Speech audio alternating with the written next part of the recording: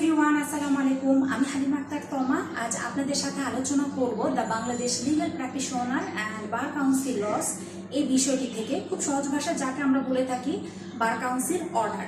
তো মূলত the Bangladesh legal practitioner and bar council laws এই বিষয়টি থেকে আজকে যেই টপিক নিয়ে আলোচনা করব সেটি হলো ট্রাইব্যুনালের আদেশ ও রিভিউ ক্ষমতা, অনুচ্ছেদ 34 এবং ট্রাইব্যুনালের আদেশের বিরুদ্ধে আপিল, অনুচ্ছেদ 36।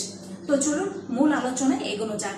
অনুচ্ছেদ 34 অনুযায়ী একজন আইনজীবীর বিরুদ্ধে আনিত অভিযোগ যদি সত্য বলে প্রমাণিত হয় এবং তিনি দোষী সাব্যস্ত হন, তাহলে ট্রাইব্যুনাল তাকে তিরস্কার অথবা সনদ বাতিল অথবা সনদ স্থগিতকরণের আদেশ প্রদান করবে। আর যদি বিপরীতটি ঘটে, অর্থাৎ সংশ্লিষ্ট আনিত অভিযোগটি যদি মিথ্যা বলে